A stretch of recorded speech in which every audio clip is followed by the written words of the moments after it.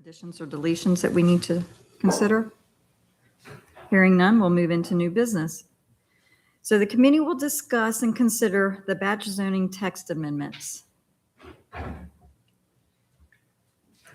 Thank you, Ms. Chairman. We will hear from Denise Harris, Head of Planning and Zoning, on an update on this item.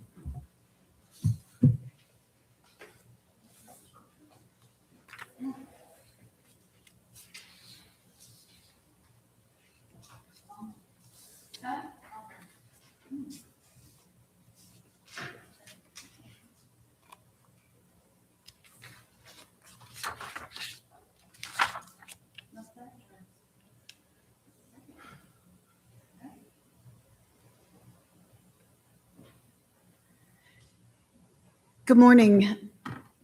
This morning, we're going to talk a little bit about our zoning ordinance, and this is for really just informational purposes at this time. But in the assessment that's been ongoing in the Planning and Zoning Department, what we have found is that there are a number of zoning ordinance articles that are out of date and need to be addressed to keep up with state code. So these are some basic examples, and without a deeper dive into the entire zoning ordinance, just wanted to bring to your attention some of the high-level ones that need review and to be brought before you for adoption and updates. One of them being our erosion and sediment control ordinance that is in Chapter 8 of the County Code. And this needs to be reviewed for compliance with the state DEQ. And then in Appendix A of the County Code, which is your zoning ordinance, you have things like Article 11, which is the sign ordinance. There was a Supreme Court case back in 2015 that required localities across the United States to have to update their sign codes based on what the Supreme Court ruled at that time. Article 20, which relates to site plans, there has been numerous actions at the General Assembly through the years, updating how site plans are processed at the local level. Article 17, use permits. This is a standalone article related to just conditional use permits that needs updating based on just this year alone, this new solar bill that came through. We're going to need to look at that. And then there are multiple other articles. I won't go through all of these just to keep up with the state code. And then lastly, Appendix B of the County Code relates to the subdivision ordinance that, again, we need to look at to update to keep in compliance with new state laws. So we've been operating up to this point because every locality has what's called a severability clause within their zoning ordinance that basically states that the federal or state law changes, then that's what preempts the local ordinances that may no longer keep up with federal and state. So basically, I'm bringing this forward to you for consideration and discussion on how you might like to move forward in the best way to move forward at this point. You have a number of opportunities to think about. One is that we simply as staff go forth and try to address these things piecemeal as we can and bring them to you for consideration. The second one is looking at hiring a professional consultant to do a wholesale rewrite of the zoning ordinance.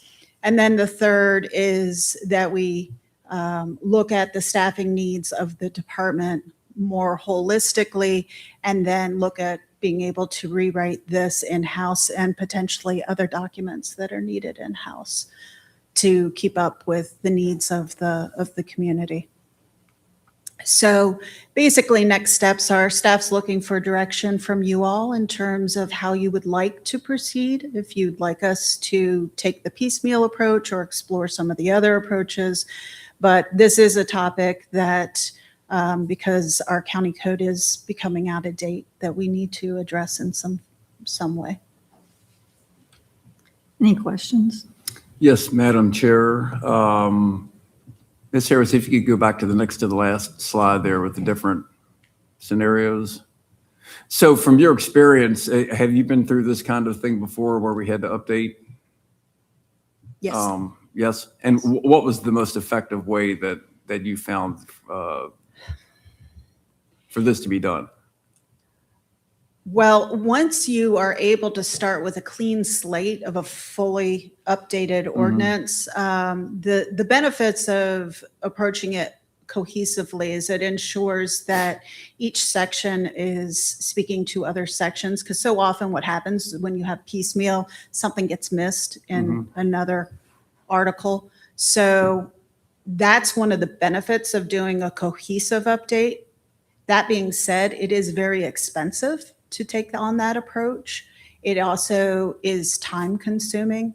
And ultimately, full disclosure, I have not seen a situation where the consultant team will produce the draft, get you to the public level, and then it switches back to staff to have to kind of take it on, because that's when you really get the community attention. And that's when a lot of work needs to be done to kind of course correct, so to speak, to address community concerns.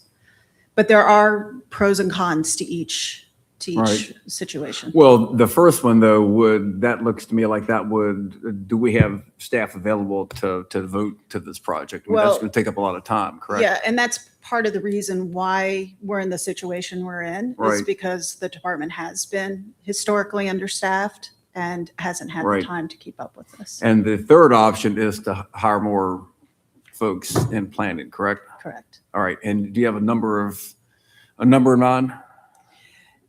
I am in the process of looking at levels of service, comparing us to benchmark communities that would potentially address across the board what a structure might look like. Okay. So you're still researching how we might expand in the planning department. And that's really what this conversation is about, in terms of how would you like us to proceed? Well, Madam Chairman, since I'm already talking, I think my preference would be the third option. I do think that we have been understaffed. And I've said this before, as a local government for quite some time, I would like for us to explore option 3 and add some folks to our planning department and to help Ms. Harris with this project. And not just this project, but all the other work that needs to be done at planning as we continue to grow. So that's just my opinion. Ms. Harris, do you know when the last time this has been done, that there was a rewrite?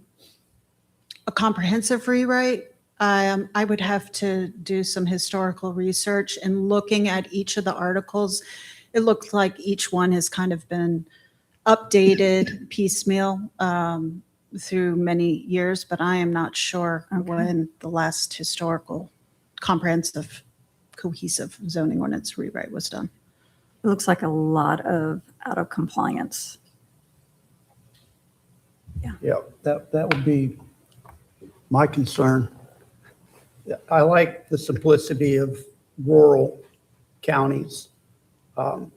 Fairfax is just a nightmare to work with. I would be concerned about additional hurdles or codes and ordinances. It would be my preference to strictly concentrate on what's out of compliance and nothing more. My fear would be if you open it up all the way, that there's going to be a lot of additional codes and ordinances and hurdles for the sake of putting them in to potentially justify a consultant's bill, as opposed to just concentrating on what we're out of compliance for and bring it up to date. I would echo that. I mean, the simplicity is what I think our citizens need to be able to understand the code to begin with. Correct. We don't need things contradicting each other, going from one article to another article, because that's when you get indecisiveness. So I think I agree with both of y'all in the fact that maybe we explore the option of added staff to help you supplement doing this, and starting with what's in compliance, because obviously we need to be in compliant, and maybe nothing more. I would say I don't nothing think we need more. to add any touches to it, just we need to be in compliance with state statute. I mean, for a resident to put in a deck in Fairfax County is virtually, you need an act of Congress to get it done. And I would hate to see that here for protection of the I think we residents. kind of did adopt their deck package, but Yeah, I just keep seeing it migrate further, you know, it went from Fairfax to Manassas, and moving out. Ms. I know Harris, you're a big stickler on compliance. could you go back to the last slide and talk about maybe some of the specific things that you want to look at updating, or maybe one previous, like ADUs and Sure. So under the multiple examples of multiple articles, those are related to state code changes that are coming in. Some of them have a shorter timeline than others. To Mr. McCrum's point, the ADU one will impact potentially all of our single-family dwelling zoning districts. The one benefit of that one is that they passed into the resolution that it would not take effect until July 1 a year from now. So we do have a little bit of time to really kind of explore that one. The faith in housing one also doesn't take effect until July 1 a year from now. But some of the others, like the solar bill that we've talked about, are taking effect immediately. And as you can see in some of these others, what I have in parentheses to answer your question, Supervisor Brown, is the actual date, the last time that article was updated, and then basically saying when. So, for example, the signage one, that Supreme Court case was in 2015, and our sign ordinance was last updated in 2010.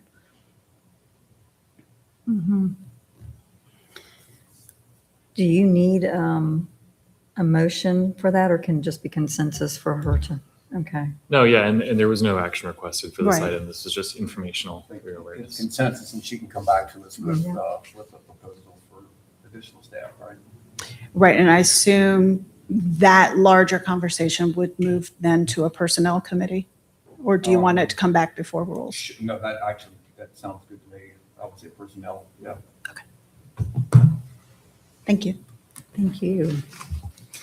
Okay, so we'll move on, and we have, again, the committee will discuss and consider the comprehensive plan amendment initiation. Ms. Harris.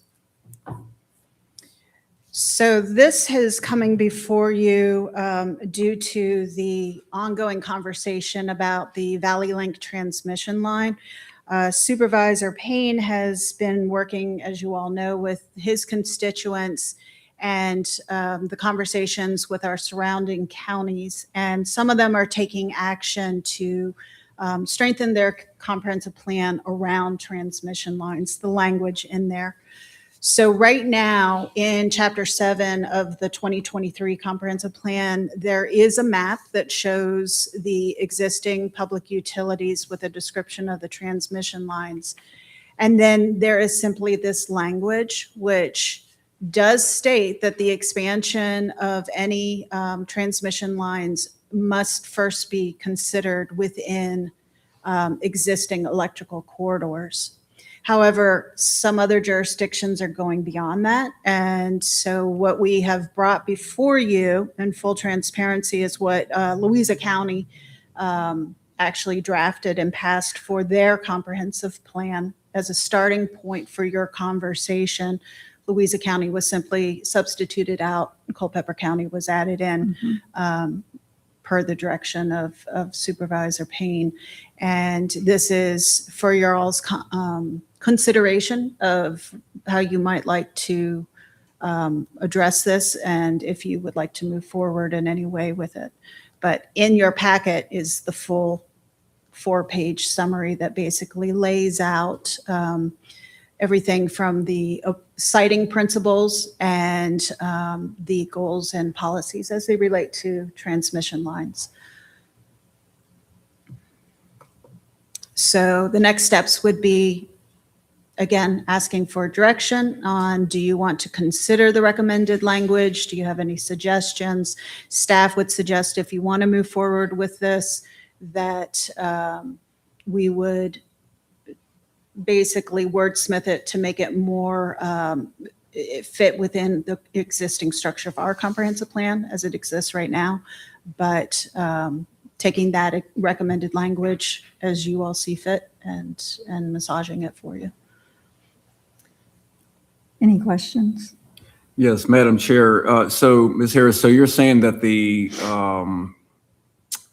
Culpeper County Comprehensive Plan addendum, the attachment that we're reading here, that you would like for us to approve that in this draft form, or you would go back and do more work with the draft form? I'm asking for two things. One is how you would like to proceed. Mhm.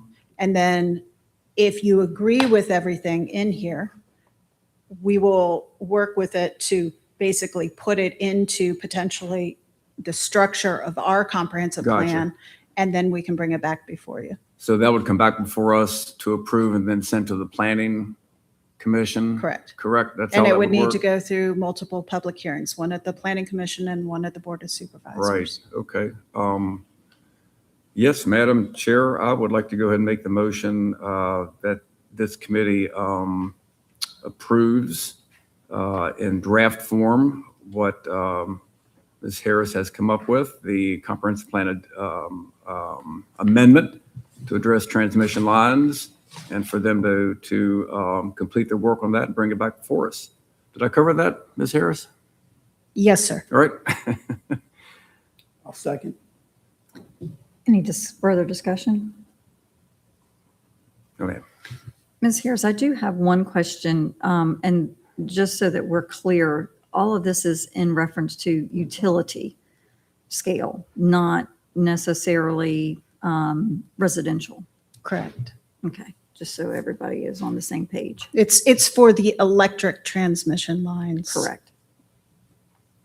And if that's something you would like us to go into further detail in terms of the size of the lines, we could look at that as well within this context. I think Louisa did a really good job when they went through all of it. I remember reading it the other week. I think the biggest thing is when we look at some of the underground policies and so forth, and I personally have always been a fan of all underground to residential, but that's not always feasible to some people with the expense of that. So I don't want to burden our residential, and I just wanted to make sure that that was clarified. Yes, ma'am. So all of those in favor? Aye. Thank you. Thank you. The next item,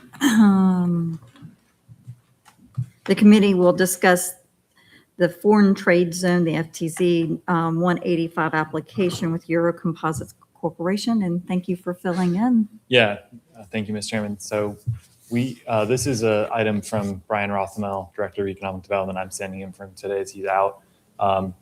Mostly an administrative matter. I'll give you a little history. So we have a foreign trade zone currently in the county that we've operated since 1992. We are the grantee of it. We have, I believe, 3 companies that operate out of it currently. And we have a new applicant that's come in for requesting alternative site framework for a minor boundary modification of the FTZ for them to be included. So foreign trade zone information, and please bear with me as I'm learning this all from Brian. So foreign trade zone allows companies to, be sheltered or be delayed from duties and tariffs while they operate in the foreign trade zone until the goods enter the common market. So in the example listed here, if a company brings in materials while it sits in the warehouse, it's not subject to those duties. However, once it enters the market, then it would be. So it gives the company some ability to be more flexible in case, they don't end up selling those goods, et cetera. So the impetus for it and why we have it is, encourages activity, economic activity in our county, brings in U.S. jobs, makes international companies more willing to work with us.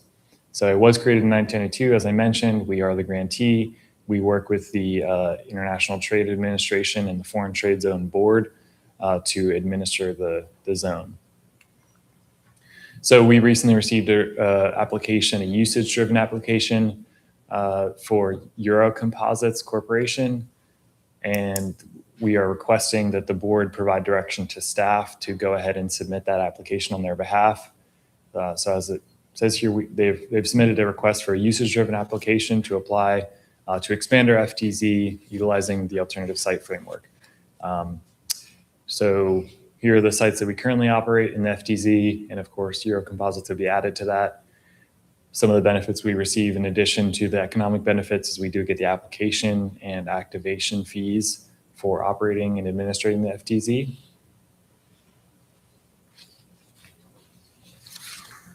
So provided the board or the committee provides direction to staff to submit it, we would submit it to the FTZ board. They review, it goes to Customs and Border Patrol. And then once approval is obtained, we would come back to the board for an operating agreement approval with Euro Composites.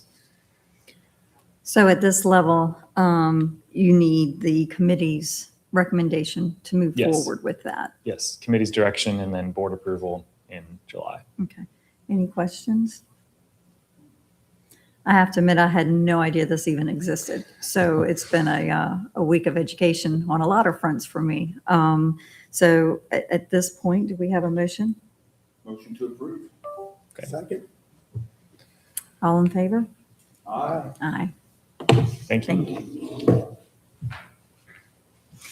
Okay, the next item, the committee will discuss and consider amendments to the financial policy, specifically the addition of an appendix regarding the administration of the federal grants. Thank you, Ms. Loveday. Sure. Can we go ahead and open the draft policy?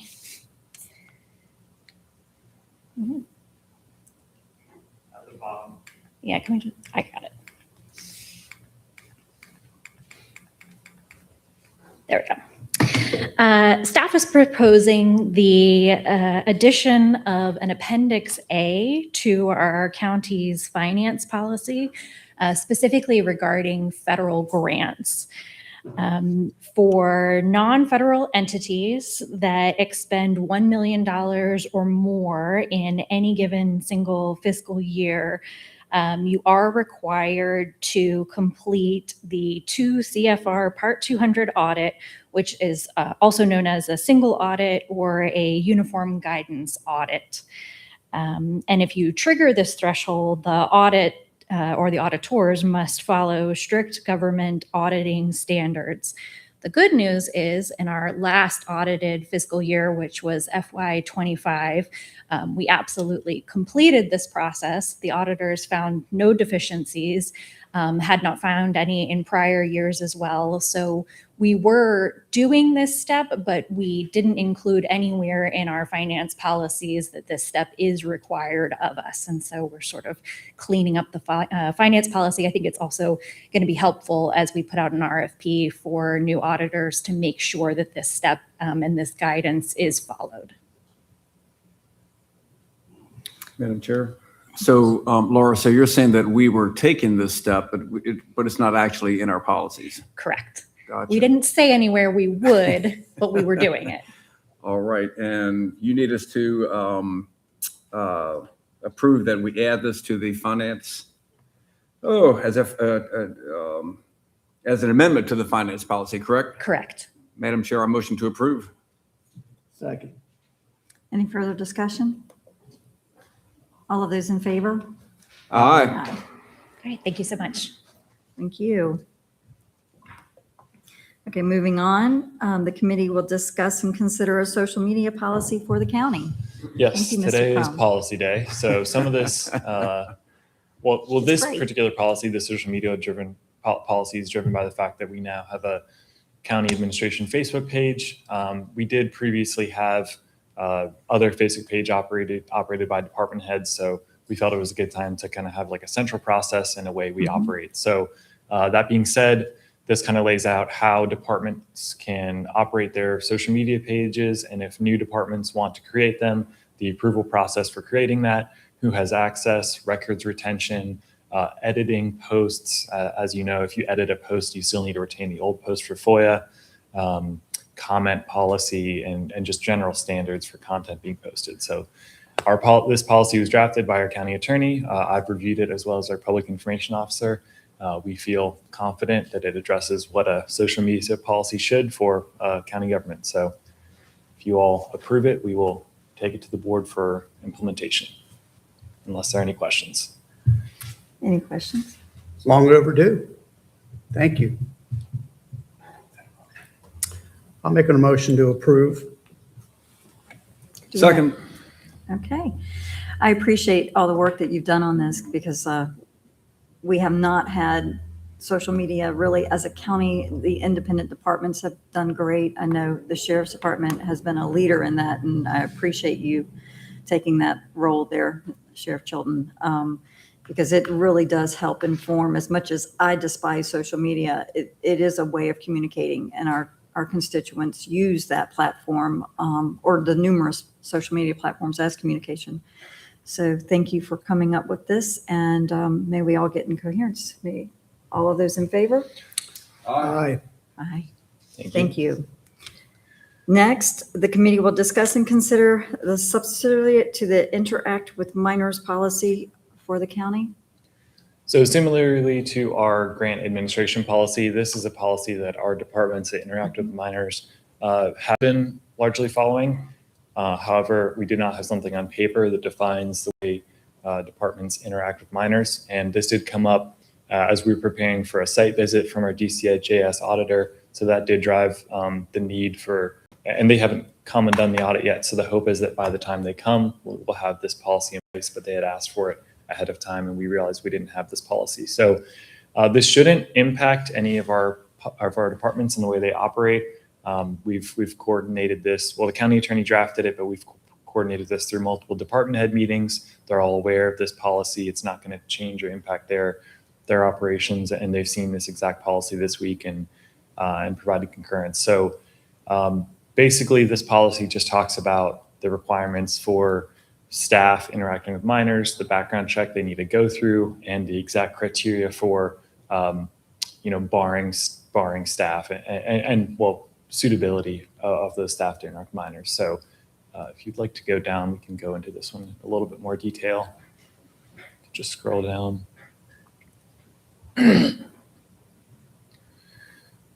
Continue there. So factors in suitability determination, that just clarifies what the exact factors are so that we have it on paper and that everybody follows those same factors when determining how they administer their programs that interact with minors. Any And questions? Mr. Crum, this came about with what audit? The DCJS site visit with our victim witness protection program. They do an annual visit usually in the summer. So they were prepping for it, and this was one of the documents they had asked for. So this is done yearly? I believe so. Yes. Okay. Nope. Periodic. Okay. Oh, just periodic. They did ask both the victim witness and the Commonwealth attorney to have a site visit this summer. Okay, well, that's great. I mean, it's amazing to me that these policies, obviously suitability with interactions with minors should be something that we all use a little common sense, but as Sheriff Chilton knows, that's not always the case. So albeit that it's got to be a policy, it's good to get it in there if we've never had it. So any questions? So we'll need a motion to move this forward. Make a motion to move it forward. Second. All of those in favor? Aye. Okay, now we'll move to the next one. The committee will discuss and consider the whistleblower policy of the county. Mr. Crum. Similarly, this one came up as a need to have this in writing. Our PMP currently does not speak to how we handle whistleblowers formally. So this policy is just an addendum to to our PMP that speaks to, specifically if we have an employee that reasonably has a reasonable, what is the language? If you could scroll down a little bit. I don't want to misquote it.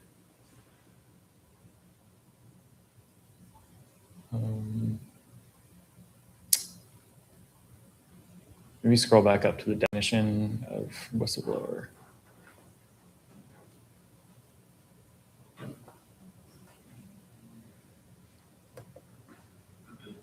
Okay, it's okay. It basically just states, that if somebody has a reasonable belief that there is, waste or some kind of abuse happening or some kind of, misappropriation of funds or violation of policy, if they have that reasonable belief, the county must, treat them fairly, take their complaints seriously, and can't terminate them or discipline them for any reason, for any retaliation as a result of that reasonable belief. So again, I think this is kind of a common sense policy, but something that we should have had in writing in terms of like objective factors of how we deal with that. And this was created by the county attorney as well. Any questions? Make a motion to approve that. It's excellent. Second, just to clarify now, this motion and the previous two motions will be forwarded to the full board for consideration, correct? Yes. Okay. Yeah, second. All those in favor? Aye. Okay, that concludes all of our items. Motion to adjourn? So moved. Thank you.